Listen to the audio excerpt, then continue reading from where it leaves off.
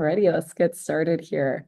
Hi, everyone. Thanks so much for joining. My name is Katie Swade, and I'm a technical launch manager here at Parabola. Excited to see some familiar faces as well as some new faces on the call. But to give you a sense of what I do here, I work with a broad range of our customers, everything from apparel to food and beverage brands, helping them get enabled in the platform, connecting to their various tech stack, and really providing best practices when building in our no-code platform. I've been here almost 2 years and normally am based in Chicago, but I'm joining you today from our New York office. So I'll start us off by giving everyone a quick overview of Parabola to familiarize you with our platform and philosophy. Then I'll walk you through the inventory management use case that we'll be talking through today, and we'll jump into the product to start building it out. You can submit any questions that you do have throughout the webinar in the Q&A box, and I'll be sure to leave some time to address them at the end. So for those of you that don't know, Parabola is a spreadsheet alternative that helps ops, supply chain, and logistics teams to combine data from really any source and build that logic that replicates their daily work into our system. Our core hypothesis is that operators spend an excessive amount of time combing through data from different sources, getting it all combined in maybe a spreadsheet, which is ultimately helping them keep the lights on and do their job, but it cripples their ability to actually focus on the more impactful and strategic work that comes from that data.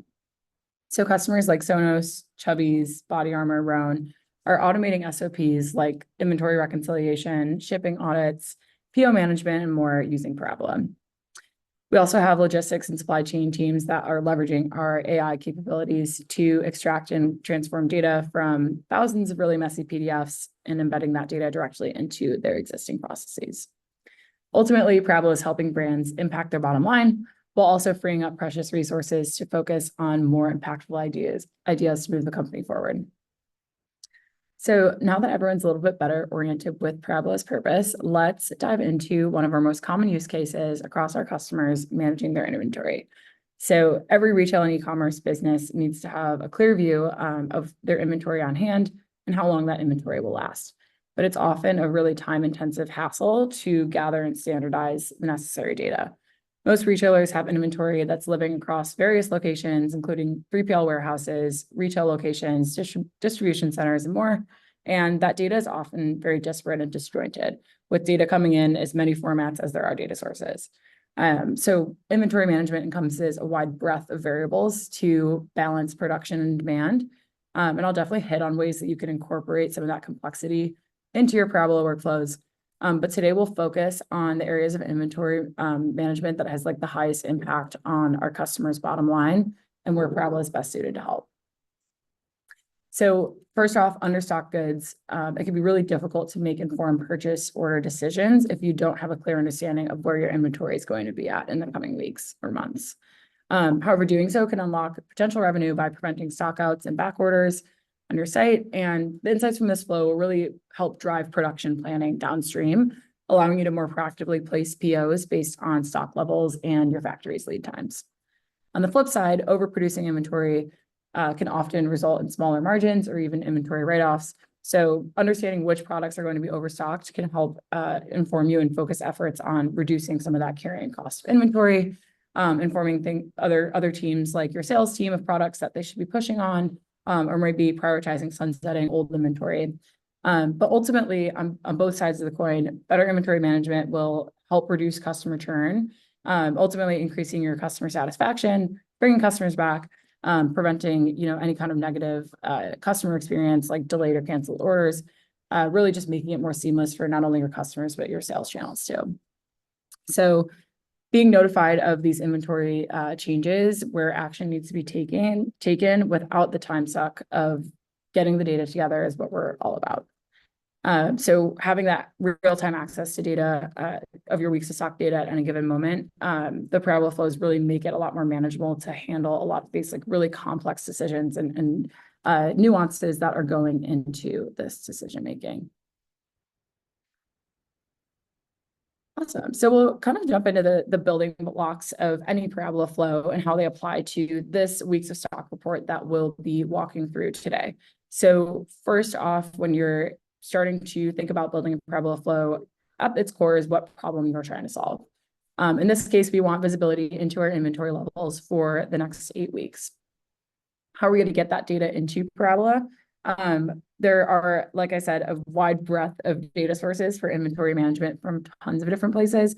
It could be anything from really messy PDFs that are coming from your vendors with updates on PO delivery dates, or something more traditional like an ERP, NetSuite system, WMSs, emails, spreadsheets, really tons of different places.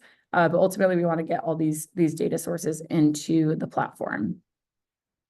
Once we have those data sets imported, we can start to transform that data to show what we're looking for. So it often starts with standardizing and cleaning up those data sets so that they can talk to each other, match on things like SKU and week, and then ultimately calculate our metrics like week of stock to understand what actions we need to take from that output. So preparing a dashboard to visualize the results and have that real-time access, or maybe something more, automated and proactive, like a notification to the CX team, letting them know of like a product that, might be delayed, or maybe even automatically placing those POs when stock runs low. So this is kind of where we're headed with our workflow today.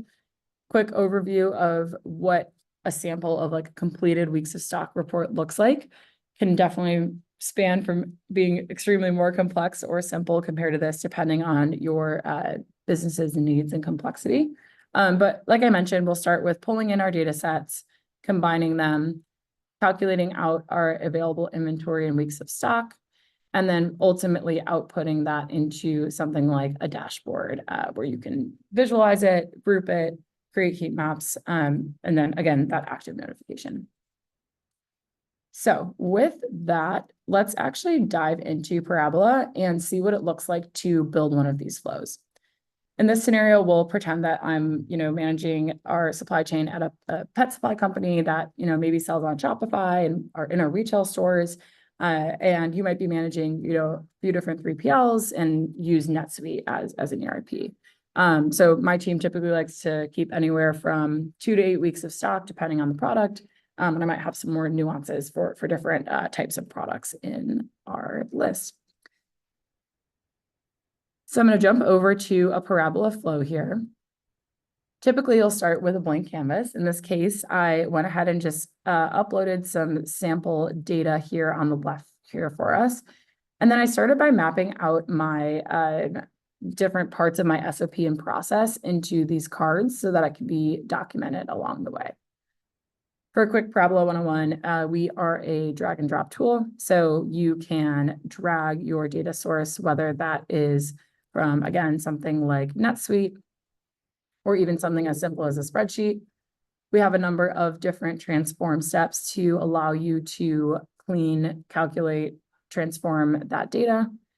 And then finally, we have a set of destination steps, whether that's a Parabola dashboard or, again, something more active like an email, makes up the basis of any Parabola flow. From there, you can add steps to cards and document your process for your entire team to consume and understand your calculations. So let's get started with our input data sources. Again, this is always the start of any flow. In this case, I might be starting with a sales forecast that is provided by maybe my sales or marketing team that is showing me the next 8 weeks worth of expected demand per SKU. This data can come from like a number of different sources. Maybe it's stored somewhere like Snowflake, or maybe your team takes like a rolling average. Maybe you have seasonal products that you're referencing last year's sale numbers. Lots of different options here. But ultimately, I want to start by cleaning up this data. So, kind of flipping the way that my table is representing it so that I get my dates as rows, and then starting to feed the data through my various steps to rename columns to make it a little bit easier to understand, and maybe apply some standardization like formatting my dates so that they all follow the same format. So once I've got my sales forecast in Parabola and standardized to the way I want, we'll move on to our on-hand inventory snapshot. So you might be managing inventory in a number of different warehouses. So in this case, I've connected to my 3PL's API to pull in the available quantity, per warehouse. Again, room for complexity here if you're managing things like return inventory or allocated inventory. Lots of opportunity, as I'm sure you all know, for nuance there. But in this case, I am making 3 different API calls to get my 3 different warehouses on-hand inventory data, and then stacking them all into one consolidated list so that I can see all 3 warehouses in one data set. From there, I want to roll up my on-hand inventory and sum it by SKU so that I can get all 3 warehouses inventory in one. Again, opportunity, we have tons of customers that also break this out by warehouse so that they can get that more granular view of what their inventory looks like. And then finally, any incoming inventory. So this could be things like POs that are already on the water and expected to be delivered in a certain time frame, or maybe transfers between your warehouses. Lots of, again, opportunity for pulling in additional resources here. Alrighty, so once my data sources are pulled in, I'm going to start by doing a VLOOKUP from my sales forecast to my on-hand inventory so that I can start to combine those data sets into one. So I'm going to go ahead and navigate to my transform section and pull in a combine table step to combine those 2 inputs. So I'm going to drag from my first input, connect it to the step, drag to my second input to the step so that I can now connect my sales forecast with my on-hand inventory. And I'm going to match those up based on my SKU as well as the date so that I can properly start to forecast for each SKU across each date what my starting on-hand inventory will be. Awesome. So my results tab here, we can see that for this particular SKU in the current week, I'm expecting 24 units of sales, and I'm starting with 71 units on hand. We'll do a very similar process to now incorporate that combined data set with our in-transit POs. So again, going to connect our combined data set and now my cleaned PO data. In a similar fashion, I want to make sure that I'm lining up each SKU. And then beyond that, I want to make sure that the forecasted week matches up with when that PO is expected to actually deliver to my warehouse.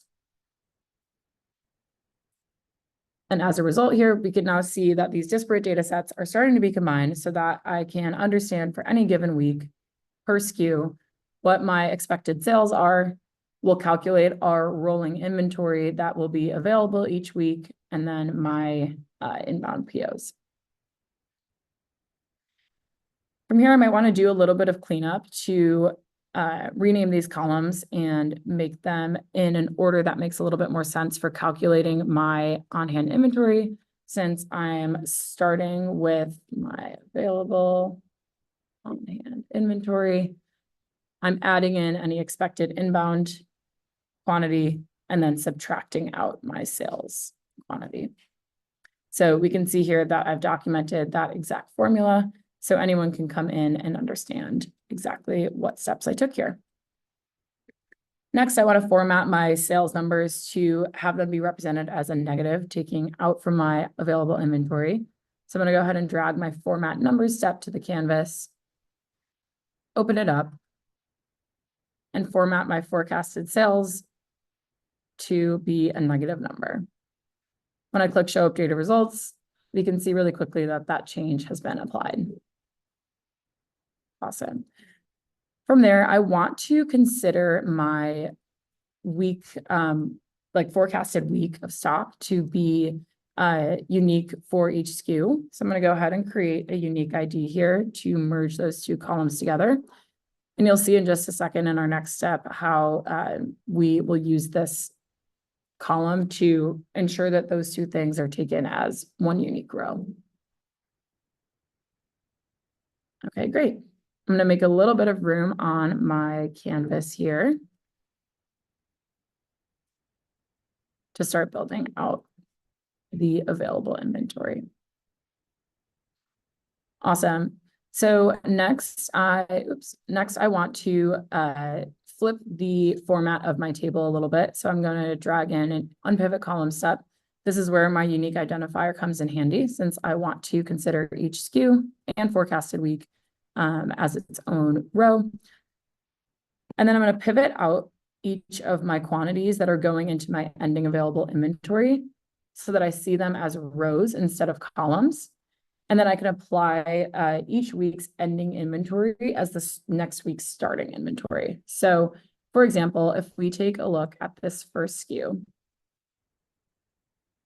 on 7/7, I'm starting with the current snapshot of 71 units. I want to add the expected inbound 1 unit that's coming in this week. And then I want to subtract out my forecasted demand. That value will then be my starting available on-hand inventory for the next week. So let's go ahead and use a running total step to actually apply that rolling available inventory. So for each SKU, I want to sum up our quantity, since we've already accounted for taking out the sales quantity. And I want to start writing that running total into a new column here to represent my ending inventory for each week. So as I just described, we can see how it's taking the starting 71, adding our inbound inventory to it, and then subtracting out the forecasted sales. You can start to see too how this is very dynamic. So if I don't have any inbound POs for that week, it just continues that running calculation week over week. And then if we scroll down to our next SKU, we see that it restarts with that SKU's starting available inventory, applies our rolling available inventory week over week, and so on and so forth, does the same with the entire list of SKUs. So adding a new SKU, having changes in delivery dates for inbound POs won't actually break the flow. It'll simply run that updated data week over week through the flow as I'm running this. Okay, great. So now that we have our running total, I'm not as concerned about all of those inputs that went into my available inventory. So I'm going to go ahead and just add a quick filter to get rid of all of those lines and just focus on my final forecasted sales and ending available inventory for that week. I could go ahead and again rename my columns to make that a little bit clearer what these columns represent.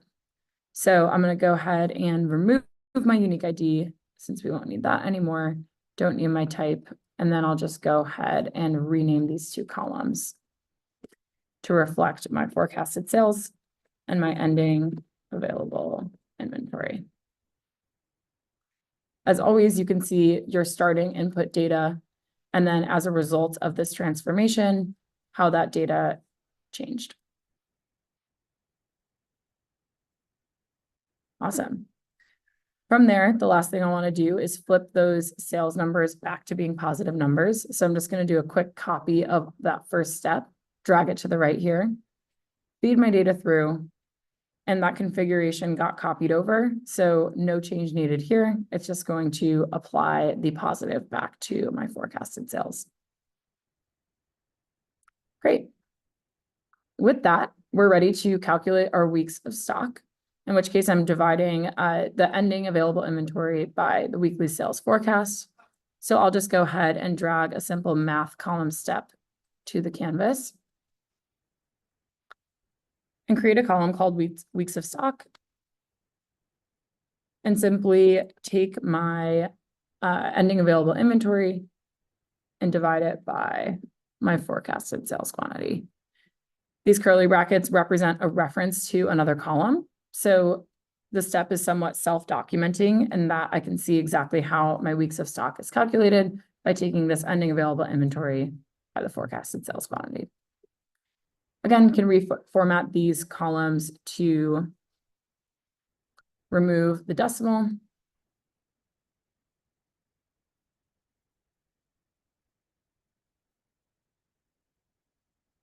And at this point, I'm pretty happy with how my data set looks. I think it'd just be helpful for reporting if I got a little bit more information about each SKU, since my team may not know, exactly have those SKUs memorized the way I do in the weeds. So I'm going to add one more combined table step here to match on my SKU and pull in data from my product library, such as the category. Finally, I'll create my Parabola dashboard. So I'm going to go ahead and drag a send to Parabola table step here to output the final results. And then I may want an additional way of consuming that data that I might want to see my weeks of stock represented horizontally so that I can start to create a heat map. And I don't necessarily need to see the exact quantities. I just want to see my forecasted weeks of stock.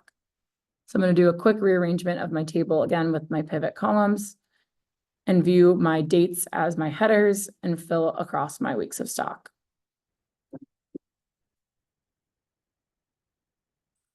And once again, send this to a Parabola table.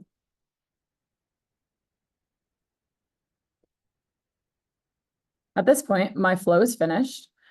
I'm able to, again, incorporate some of those more proactive action items, such as emailing a CSV attachment to another team, or maybe even directly placing POs for any inventory that's running low. But for today, let's jump over to our dashboard and run our flow to populate it so that I can see how I can start to action and access this data real time. While that's running, I can see my data flowing through.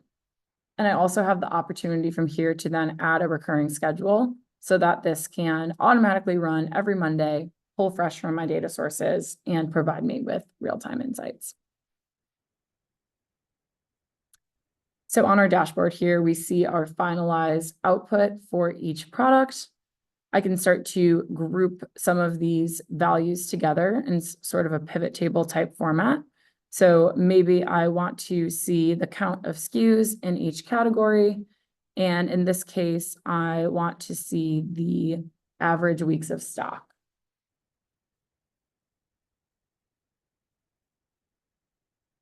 And again, can control formatting here.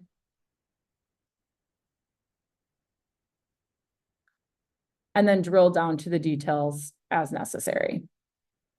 I'll jump over, for the sake of time, to an example of a finished dashboard here, where we can start to add visualizations. So for example, filtering down to specific categories that I want to see our sales quantities and ending inventory represented along with weeks of stock.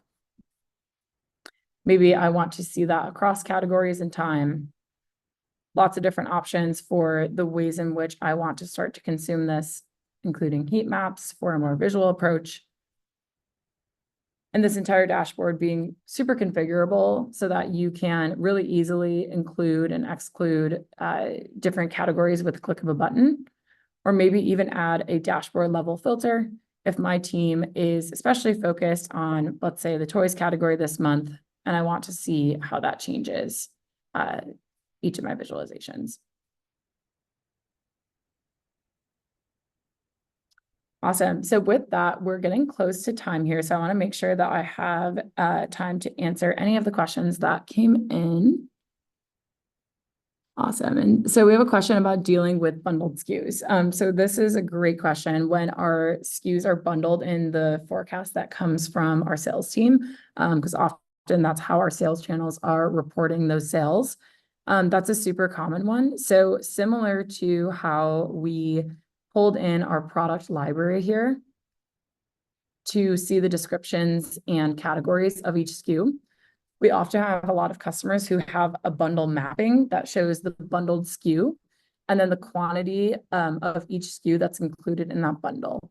So that would be a step at the beginning using a combined tables step to say, unbundle this SKU that might consist of different quantities of, let's say, 3 different SKUs, and then apply that calculation of the individual SKUs quantity to our inventory, to our sales forecast, so that the individual SKU can be applied against our inventory. So really just a matter of having that mapping in your product library so that it can be applied and calculated into your flow at the beginning before you start comparing values.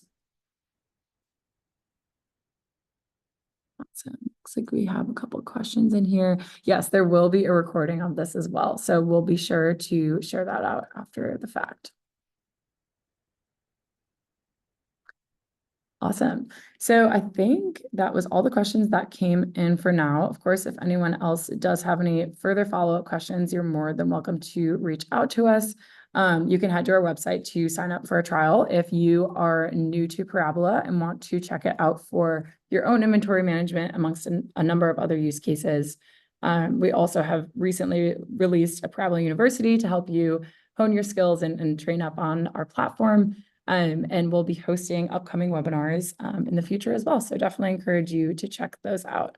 But very much appreciate everyone joining today. Oh, we have one more question come in around, you showed off some of the ways alerting the team when the report is done. Can you talk about different ways teams use that functionality? Yeah, absolutely. So customers often have, different reporting thresholds for different product types or SKUs in their listings. So one of the ways that our customers are able to get really granular on this is setting those custom thresholds to say, if it's this category or if this factory has this lead time, then set those specific categories there based on custom like if else logic. And then from there can use filters to either display that in a dashboard or, send that automatically, like create a PO automatically is a really common one too, if it falls below a certain threshold, so that you're really proactive on ensuring you have enough stock. So definitely would say that's one of the ways that we're most flexible to be super granular and complex in whatever logic it takes for those alerts. That can be done via email, Slack, lots of different ways, or just sharing the flow. Alrighty, I think that answered it all, but again, want to thank everyone so much for joining us today. Hope that you learned a little bit more about inventory management and excited to see what ways that each of you apply this to your own businesses and drive a lot of the actual strategic decisions around a very complex process rather than spending time actually cleaning, consolidating, and wrangling all the data that goes into this. Thanks so much, everyone.